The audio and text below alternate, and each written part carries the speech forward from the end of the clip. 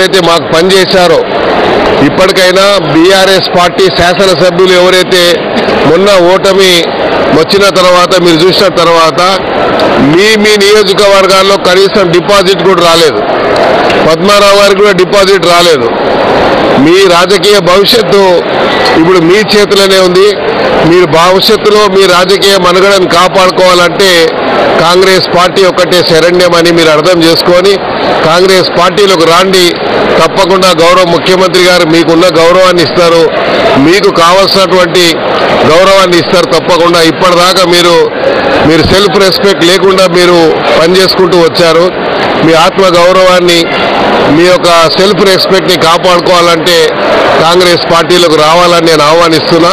ఎందుకంటే రాబోయే రోజుల్లో బీజేపీ పార్టీ ఏదైతే చెప్తా ఉందో ఇప్పుడు మోడీ ఫ్యాక్టర్ అని చెప్పారు. ఎక్కడైతే రామ మందిర్ నిర్మాణం జరిగిందో అయోధ్యలోనే మోడీకి సంబంధించిన బీజేపీ నాయకులు ఓడిపోయారు.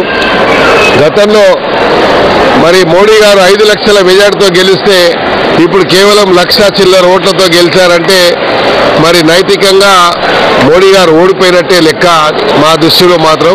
ఏదేమైనప్పటికీ ఇప్పుడు రాబోయే రోజుల్లో కాంగ్రెస్ పార్టీ భవిష్యత్తు ఉంది తెలంగాణలో కాబట్టి కాంగ్రెస్ పార్టీలోకి మీరు రావాలని మనస్ఫూర్తిగా ఆహ్వానిస్తున్నాను. మీ శ్రేయోభిలాషిగా మీరు వస్తారని, వస్తే మీకు ఆ గౌరవం దక్కే విధంగా నేను బాధ్యత తీసుకుంటానని కూడా ఈ సందర్భంగా తెలియజేసుకుంటూ మీరు మొన్న గెలిచి చేసినటువంటి కృషికి ప్రతి కాంగ్రెస్ కార్యకర్తకి నాయకులకందరికీ పేరు పేరున మరి ఓటర్స్కి అందరికీ కూడా నాకు సుమారు 4,23,000 ఓట్లు వేసినటువంటి ఓటర్ మహాశయులందరికీ పేరు పేరున నేను ధన్యవాదాలు తెలియజేస్తాను.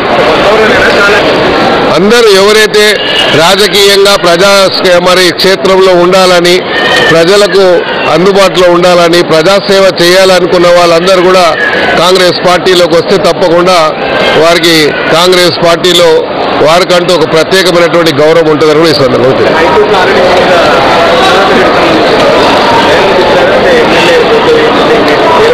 నేనేమంటున్నా, ముందు రాబోయే రోజుల్లో కోర్టు నిర్ణయిస్తుంది.